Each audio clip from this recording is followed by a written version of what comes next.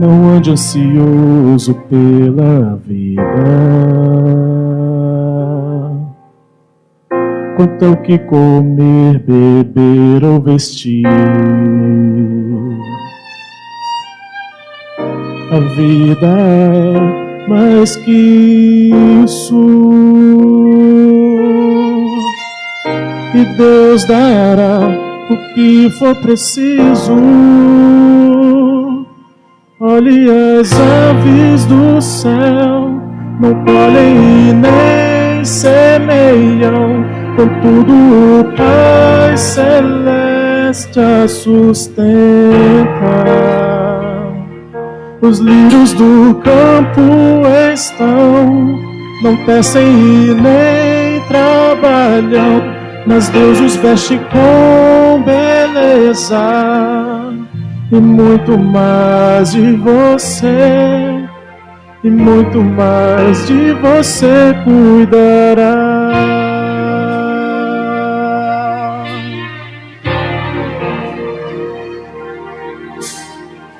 Nem o rei Salomão em sua riqueza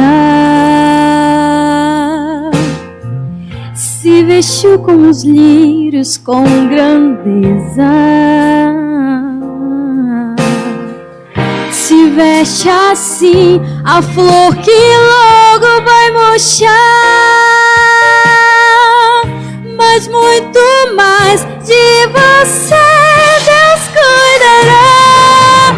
Olhe as aves do céu, não colhem e nem semeiam, contudo o Pai Celeste a sustenta.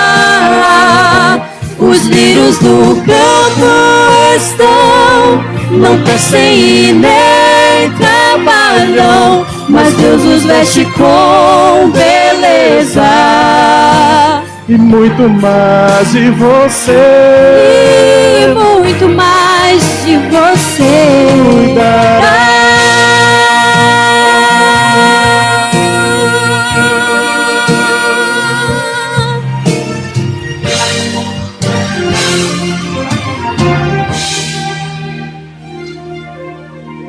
Olhe as aves do céu, não colhem e nem semeiam, contudo o Pai Celeste a sustenta.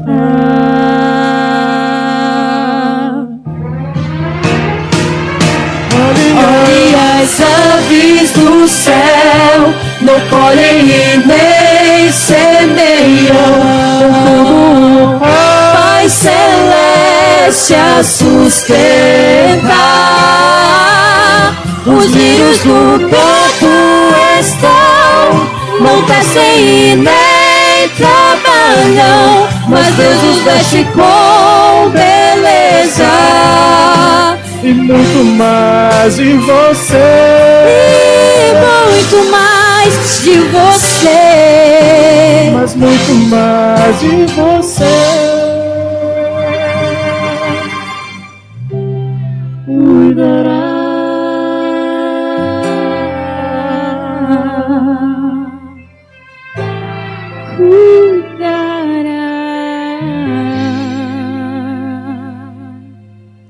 Amém. Feliz sábado a todos. Esse feliz sábado foi tão triste. Feliz sábado. Amém. Que Deus seja louvado pela presença de cada um de vocês. Eu tenho certeza que Deus ele tem maravilhas para nós nesta manhã de sábado. E assim, eu quero já convidar você a pegar sua Bíblia, por favor, e abrir no livro do profeta Daniel, no capítulo 7. A mensagem de hoje, ela é uma mensagem muito importante, uma mensagem bastante atual para os nossos dias, embora ela esteja baseada em algo que foi escrito há mais ou menos 2.600 anos atrás, através do profeta Daniel. Daniel capítulo 7, todos acharam? Amém? Então eu quero convidar você nesse momento para orarmos juntos, para que Deus ele possa nos conceder graça, entendimento, para que possamos compreender aquilo que Deus quer falar para conosco nesse momento, preparar o nosso coração, que é o terreno onde Deus atua. Amém?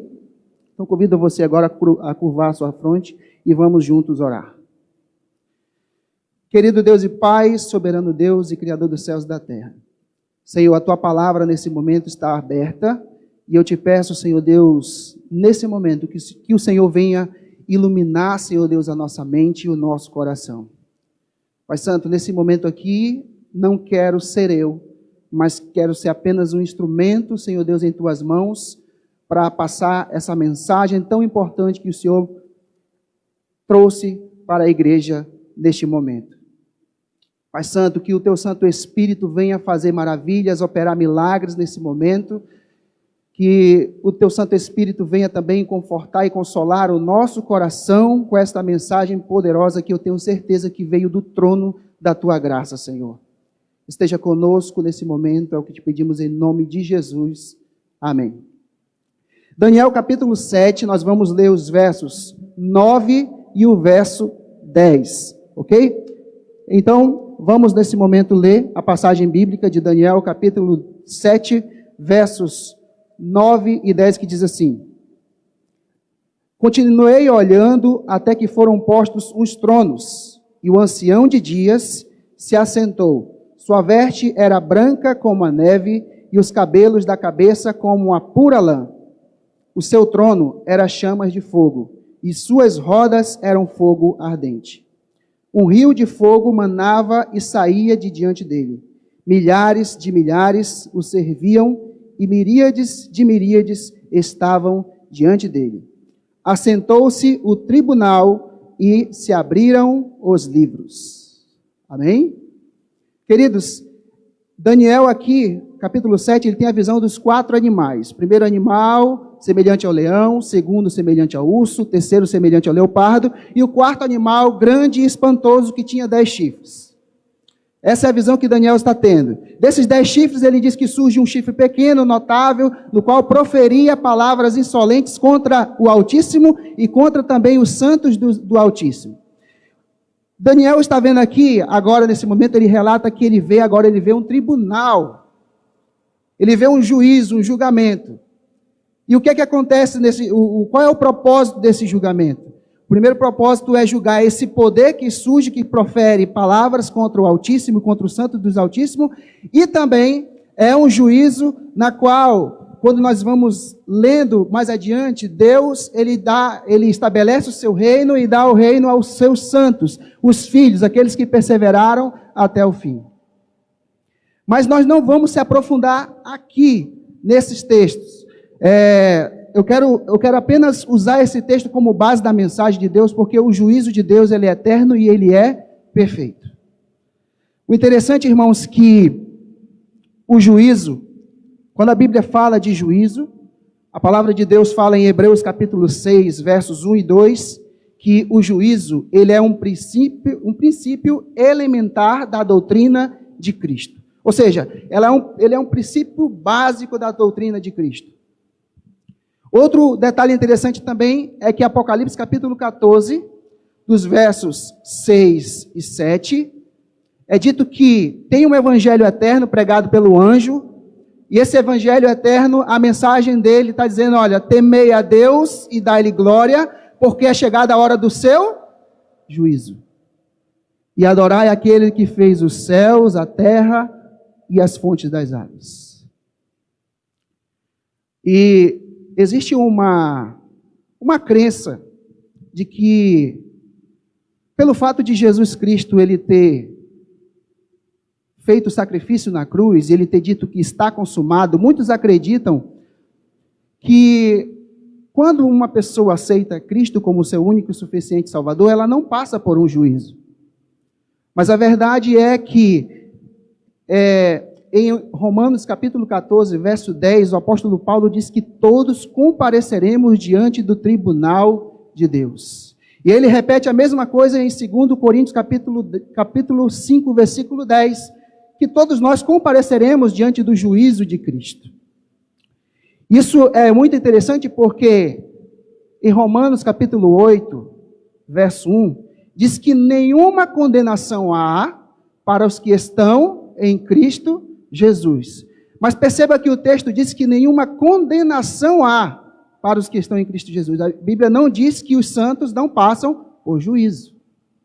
E por que nenhuma condenação há? Agora você imagina você ter Deus como juiz e Jesus como advogado. Quando estamos no centro da vontade de Deus.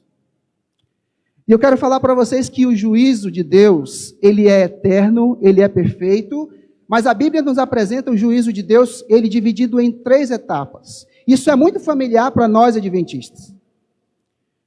Ele é dividido em 3 etapas. A primeira etapa nós chamamos de juízo investigativo, ou juízo pré-advento, que acontece quando? Neste exato momento. E é exatamente esse juízo investigativo que Daniel está vendo aqui em Daniel capítulo 7, dos versos 9 e 10. E a base bíblica para esse juízo investigativo, nós temos 1 Pedro, capítulo 4, verso 17, que diz que a ocasião de iniciar o juízo é pela casa de Deus. Ainda tem outro texto interessante também, de Apocalipse capítulo 3, dos versos 14 a 22, que fala da igreja de Laodiceia. Né? Lembra daquela igreja que não tem nenhum elogio? Que Jesus Cristo fala para ela que ela é morna, e por ela ser morna, ele está a ponto de vomitar-se da sua boca? E o interessante é que Laodiceia significa julgamento do povo, ou povo do juízo. Mas, embora essa igreja seja morna, seja autossuficiente, é uma igreja que Jesus ama. É uma igreja que Jesus, ele está lutando e trabalhando por ela, intercedendo por ela. Porque ele diz em Apocalipse capítulo 3, verso 20, eu repreendo e disciplino aqueles que amo. Essa é a primeira parte, a primeira etapa do juízo. Juízo investigativo, ou juízo pré-advento, que ocorre agora nesse momento, antes da volta de Jesus. A segunda etapa é o juízo de comprovação. Quando que ocorrerá esse juízo de comprovação? Jesus Cristo volta, a Bíblia diz que nós passaremos 1000 anos reinando com Cristo nos céus, e esse juízo, essa segunda etapa, João, no capítulo 20 de Apocalipse, a partir do versículo 4, ele tem essa visão, ele diz que foi postos tronos, e nesses tronos se assentaram aqueles no qual foram dadas autoridade para julgar. E aí fica a pergunta, quem são esses que a Bíblia diz que foi dada autoridade para julgar? Olha que interessante. 1 Coríntios capítulo 6, verso 3, o apóstolo Paulo falando para os coríntios, dizendo, olha, vocês não conseguem julgar as coisas mínimas no meio de vocês, ou vocês não sabem que nós iremos julgar até mesmo os anjos?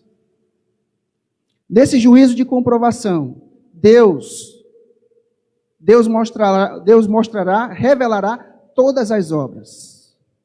Nesse juízo de comprovação, durante o milênio, os santos saberão porque aquele que aqui na terra nós julgávamos que nunca iria ser salvo, estava lá.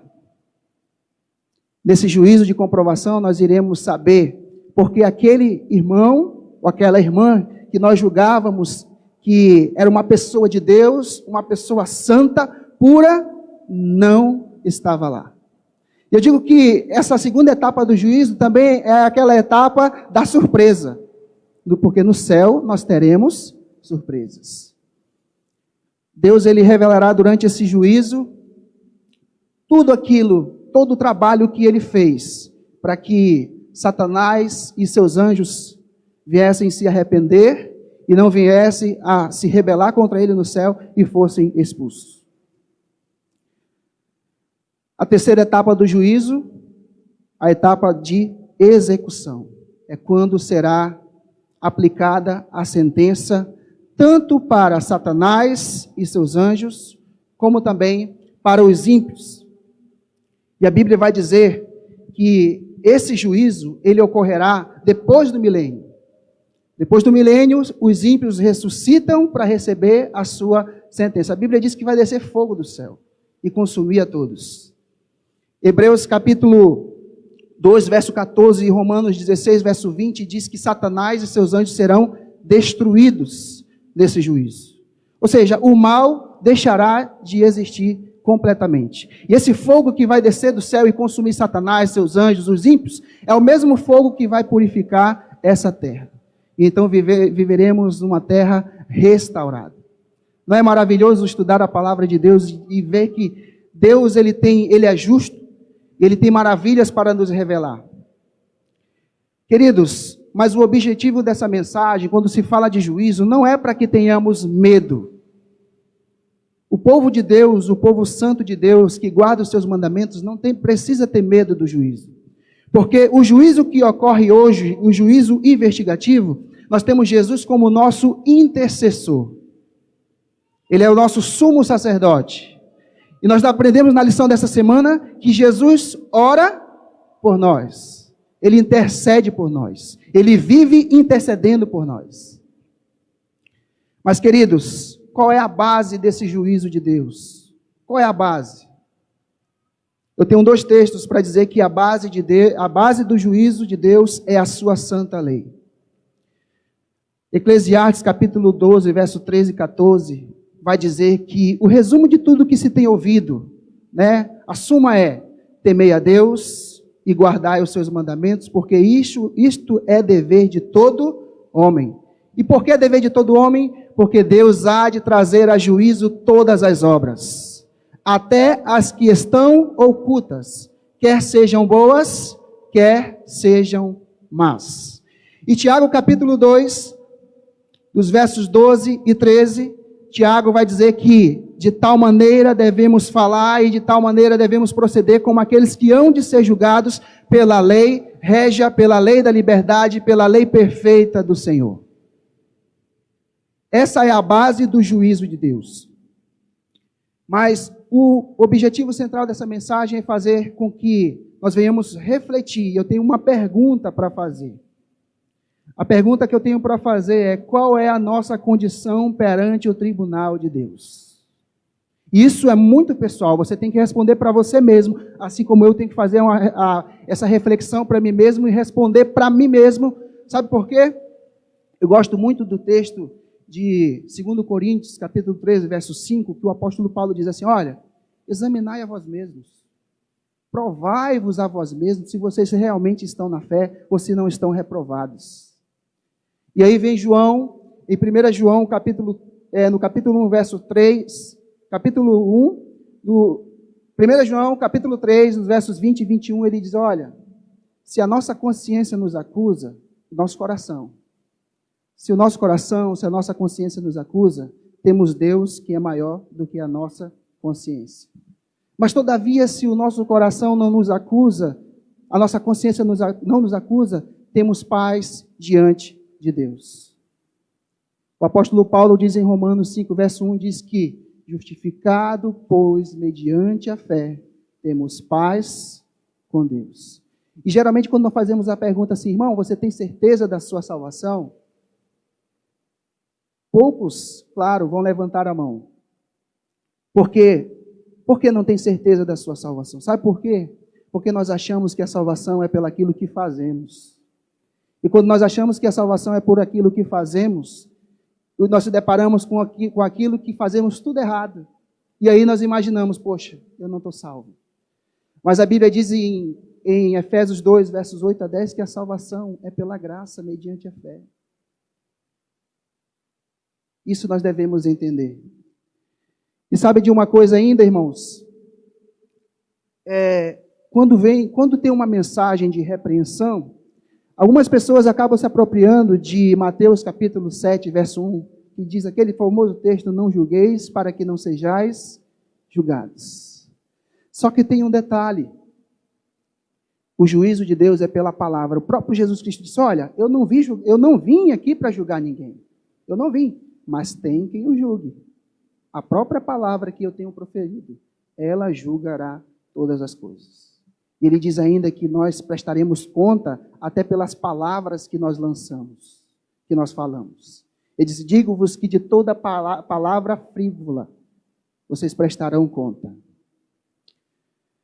E tem uma coisa interessante ainda que eu quero dizer. Muitos dizem assim, olha, só quem julga é Deus.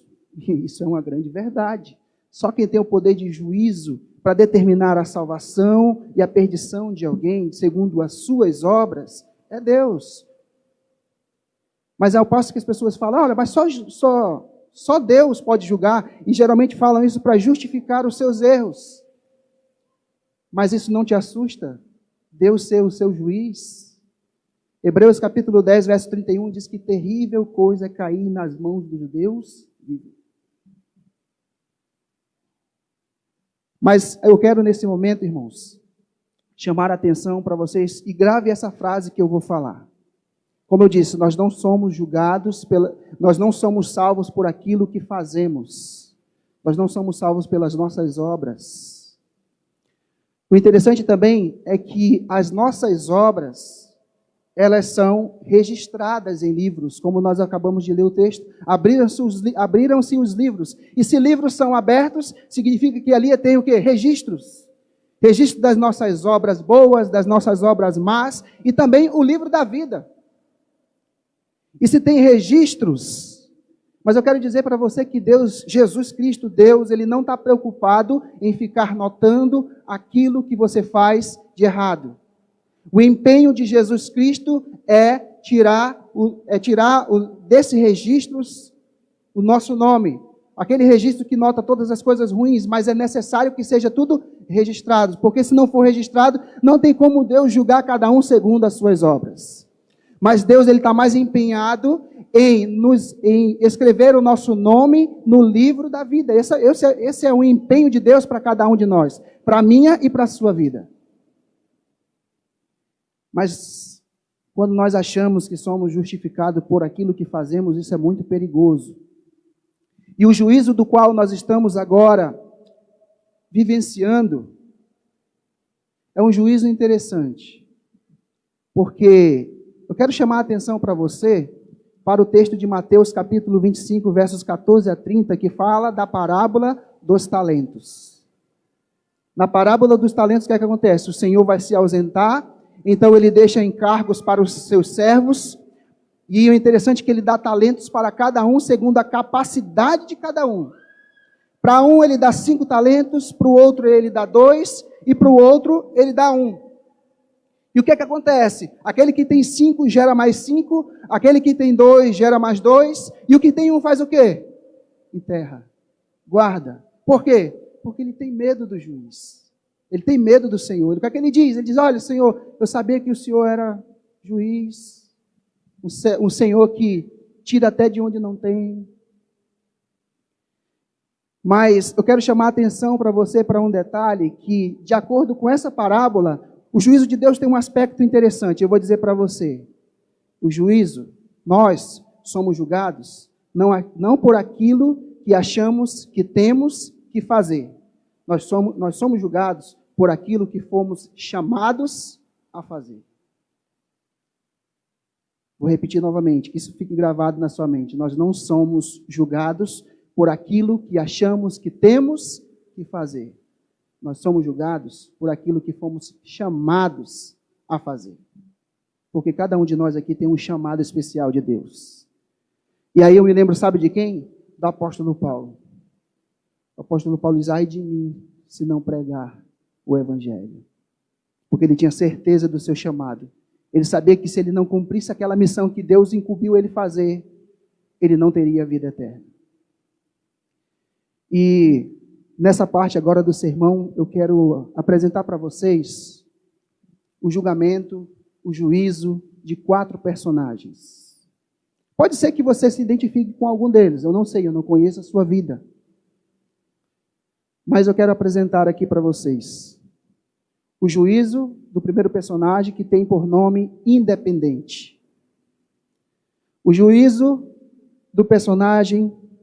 O personagem independente, ele é uma pessoa legal. pessoa bacana, não faz mal para ninguém. Ele é uma pessoa até simpatizante da igreja, uma pessoa que ajuda, dá até ofertas para a igreja para ajudar na construção. Contudo, ele, na essência da vida dele, ele não acredita que Cristo é o Salvador, ele não acredita que Cristo morreu por nós para nos salvar. No entendimento dele, todas as religiões levam para Deus.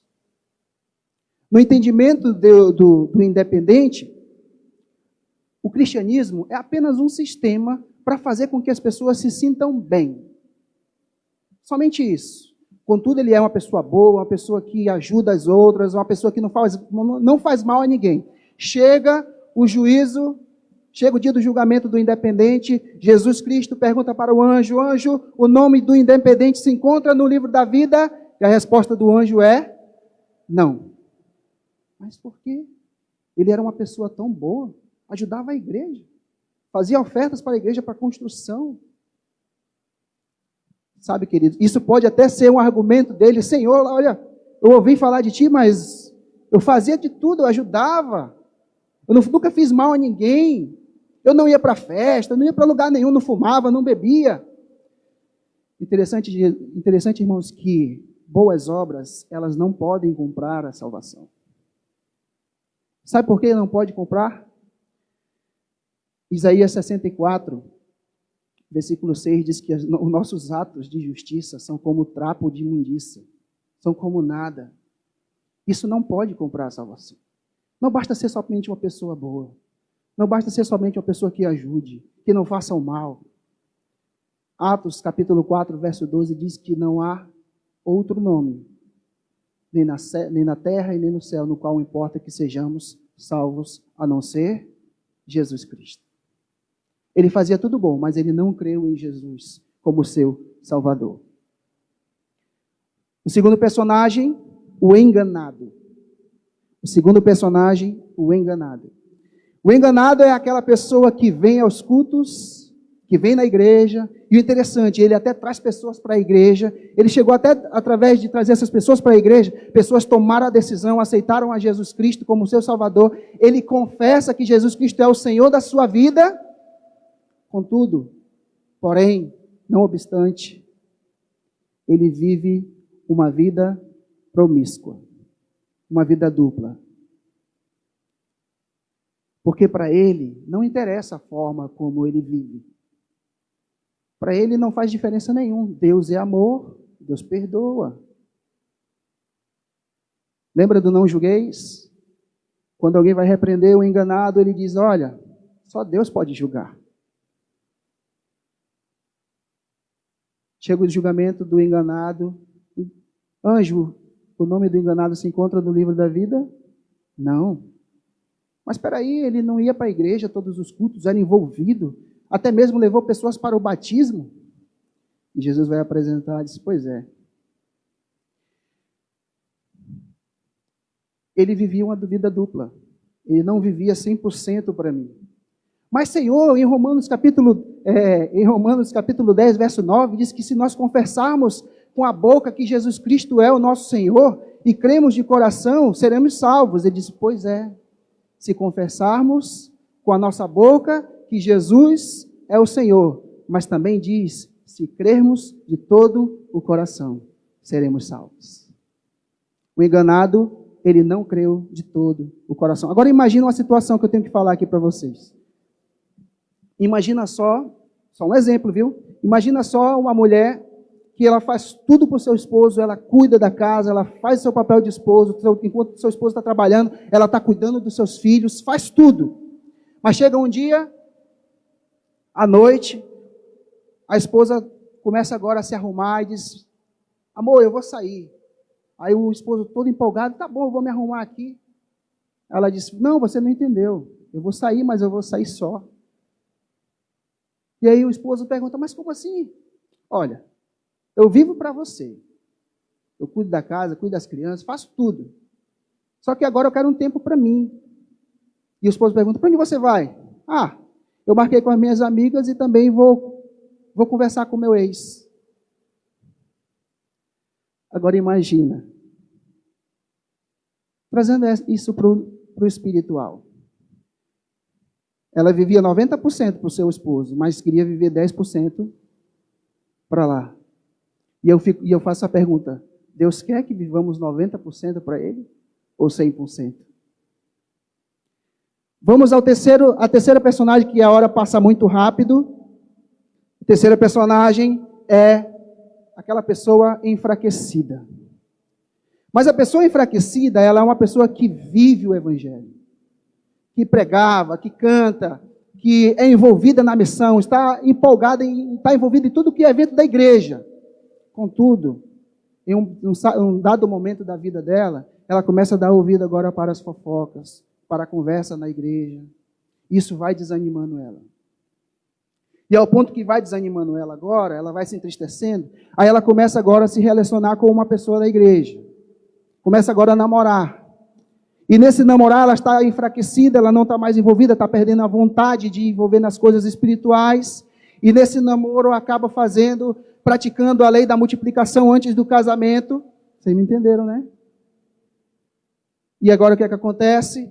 Se decepciona com o relacionamento, o namorado ou a namorada deixa, e aí a enfraquecida começa agora, já estava sem vontade de fazer as coisas de Deus, agora começa a sair da igreja, sai da igreja e vai para o mundão e nunca mais volta. Chega o julgamento da enganada, Jesus pergunta, o nome de enganada se encontra no livro da vida, e o anjo tristemente disse não. Mas espera aí, ela era uma pessoa envolvida. E outra coisa, ela saiu da igreja porque ficaram fazendo fofoca da vida dela, e ela se entristeceu por isso, e ela acabou saindo. Queridos, agora eu quero chamar a atenção para você para um texto interessante. Eu quero convidar você a abrir comigo lá em Hebreus capítulo 3. Hebreus capítulo 3, rapidamente, que a hora passa muito rápido. Hebreus capítulo 3, verso 12 e 13 diz assim: Tende cuidado, irmãos, jamais aconteça haver em qualquer de vós perverso coração de incredulidade que vos afarte do Deus vivo. Pelo contrário, exortai-vos mutuamente cada dia durante o tempo que se chama hoje, a fim de que nenhum de vós seja o quê? Endurecido pelo engano do pecado. Se tem uma coisa que engana, é o pecado. Se tem uma coisa que endurece o coração, é o pecado. E agora eu amplio aqui para Hebreus capítulo 10, versos 26 e 27, que diz assim: Porque se vivermos deliberadamente em pecado, depois de termos recebido o pleno conhecimento da verdade, já não resta sacrifício pelos pecados, pelo contrário, certa expectação horrível de juízo e fogo vingador, prestes a consumir os adversários. Sem misericórdia, morre pelo depoimento de 2 ou 3 testemunhas quem tiver rejeitado a lei de Moisés. De quanto mais severo castigo julgais vós, vos será considerado digno aquele que colocou aos pés o Filho de Deus e profanou o sangue da aliança com a qual foi santificado e ultrajado o Espírito da graça. Irmãos, as pessoas serão condenadas não simplesmente por aquilo que elas fizeram, elas serão condenadas porque elas rejeitaram a graça de Deus. Mas eu já falei de 3 personagens, todos os 3 se perderam. Será que você não vai falar de um que se salvou? Tudo bem. Eu quero chamar a atenção agora para você para o julgamento daquele que atende o chamado. Lembra que nós somos julgados não por aquilo que achamos que temos que fazer, mas por aquilo que fomos chamados a fazer? Pois é, a pessoa que atende o chamado, ela pode não ter tantos talentos, ela não pode ter o dom, ela não pode pregar bem, ela pode ser que ela não cante muito bem, mas ela é uma pessoa que vive inteiramente para Jesus. Ela é uma pessoa que vive no centro da vontade de Deus. Ela é uma pessoa que não imagina a sua vida longe dos caminhos de Deus. Ela imaginar a sua vida longe dos caminhos de Deus, a vida para ela perde o sentido. Ela é uma pessoa que não dá ouvido para as fofocas na igreja. Ela é uma pessoa que não dá ouvido para as conversas.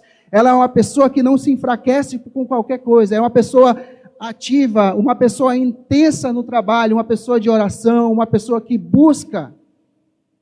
É uma pessoa que se considera amigo de Deus, assim como Enoque, assim como Elias, assim como Moisés, assim como Noé. Assim como o apóstolo Paulo, que diz, olha, eu não vivo mais eu, mas agora Cristo vive em mim. O que atende o chamado, ele serve a Deus com propósito e com convicção. Ele sabe no que ele tem crido.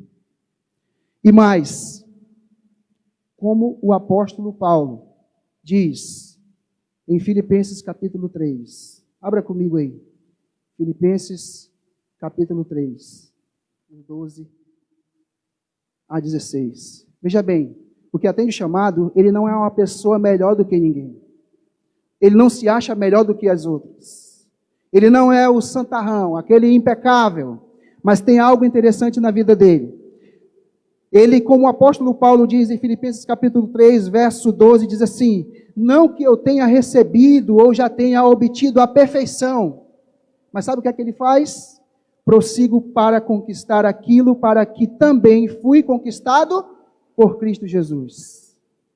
Irmãos, quanto a mim, não julgo havê-lo alcançado, mas uma coisa faço, esquecendo-me das coisas que para trás ficam, avanço para as que diante de mim estão, prossigo para o alvo, para o prêmio da soberana vocação de Deus em Cristo Jesus. Todos, pois, que somos o quê? Perfeitos, tenhamos este sentimento, e se porventura pensais de outro modo, também isto Deus vos esclarecerá. O apóstolo Paulo dizia que é perfeito aqui, nós somos perfeitos. Ele não está dizendo que ele é impecável. Perfeição na Bíblia não é sinônimo de impecabilidade. Perfeição na Bíblia é sinônimo de vida e comunhão e santificação perante Deus. E nesse juízo de Deus são esses que irão prevalecer. São esses do qual Deus, Jesus Cristo, ele está ansioso para dizer assim, filho, servo bom e fiel. Foste fiel no pouco, sobre o muito eu te colocarei. Eu quero dizer para você que essa é a vontade de Deus para mim e para a sua vida. Essa é a vontade de Deus para a minha e para a sua vida. Essa é a vontade de Deus de transformação, de libertação plena e de ter plena consciência limpa perante o julgamento, perante o tribunal de Deus. E para encerrar, vai ter a mensagem no final? Não, né?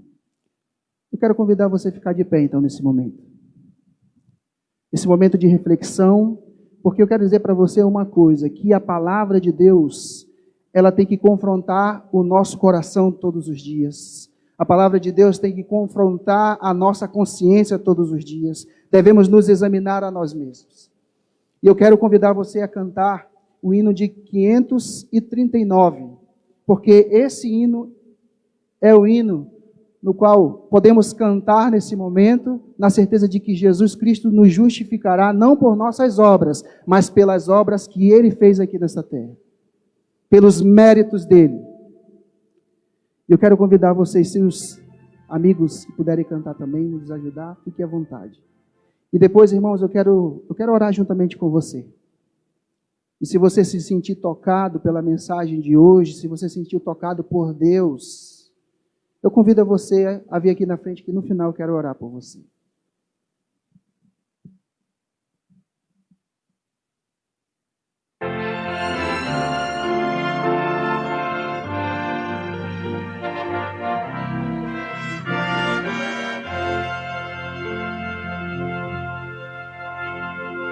Posso eu, justificado ser, com meu passado mal de pecador. Meu Jesus crucificado foi, e salvo então eu sou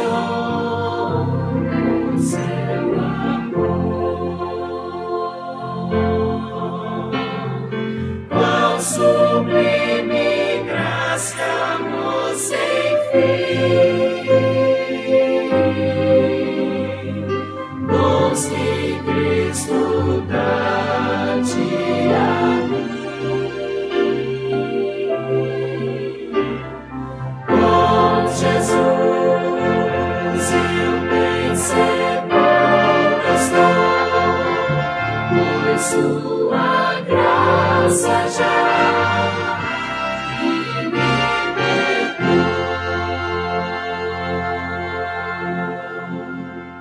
Pela fé justificado sou em Cristo meu Senhor e Salvador.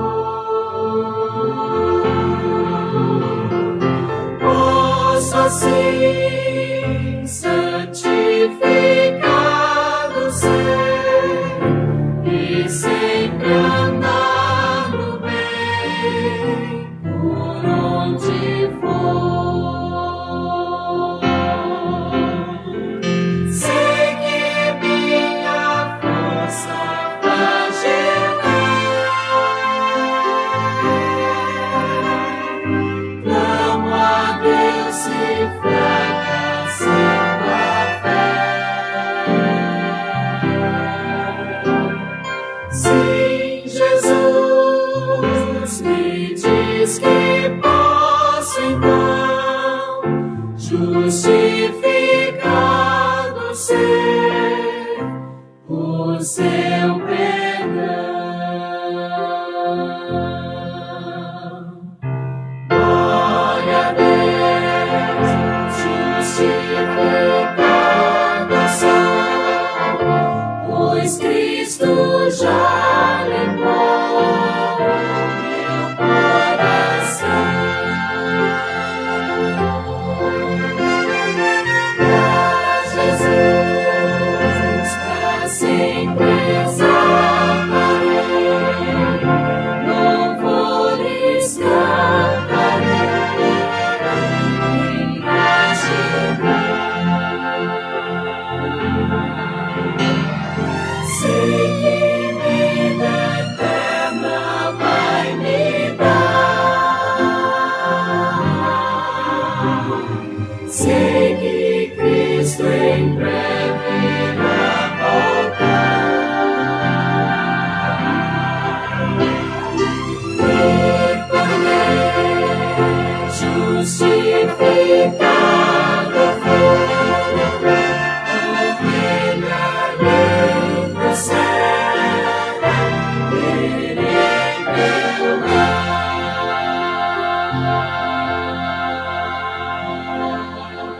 Amém. Deus seja louvado. Juízo investigativo, o pré-advento, é a etapa do juízo que mais nos interessa, porque é ela que decidirá todos os casos. Quando Cristo sair do santuário celestial, acabará a sua intercessão, fechamento da porta da graça, as pragas começam a cair, e quem foi salvo, quem não foi, infelizmente se perderá por toda a eternidade. Mas Deus ele tem o melhor para a nossa vida. Deus ele tem um chamado especial para a sua vida também. Oremos. Santo Deus e Pai, Criador dos céus e da terra, que o Senhor seja louvado e exaltado, Senhor. O Senhor é o justo juiz. O Senhor sabe de todas as coisas, conhece o nosso coração, conhece o nosso intento, conhece aquilo que fazemos e aquilo que não fazemos. Mas contudo te pedimos, Senhor Deus, a tua graça e a tua misericórdia, porque somos sim falhos e pecadores. Mas como diz o texto bíblico, devemos esquecer das coisas que para trás ficam e prosseguir para o alvo, para a soberana vocação que está em Cristo Jesus. Santo Deus, que as bênçãos maravilhosas sejam derramadas sobre a vida desta igreja, sobre a vida dos irmãos aqui. Porque eu tenho certeza que cada um dentro do seu coração te aceita como o único e suficiente Salvador. E perante o tribunal, Senhor Deus, nós nos alegramos porque o Senhor é o nosso juiz. O Senhor Deus é o nosso juiz e o Senhor Jesus é o nosso advogado. Que maravilhoso é saber que o Senhor intercede por nós todos os dias. E como aprendemos também nesta semana da lição da Escola Sabatina, o Senhor roga, o Senhor ora por nós. Que alegria saber que o Senhor ora por nós, intercede por nós. Senhor Deus, continue intercedendo por nós. Não olha, Senhor Deus, para os nossos pecados, nem para os nossos atos pecaminosos, aquilo que fazemos de errados. Senhor Deus, que possamos enxergar a Tua graça, aceitar e permanecer nela, crendo que o Senhor é galardoador daqueles que o amam. Que o Senhor nos abençoe, esteja com o restante da programação deste culto, em nome de Jesus. Amém.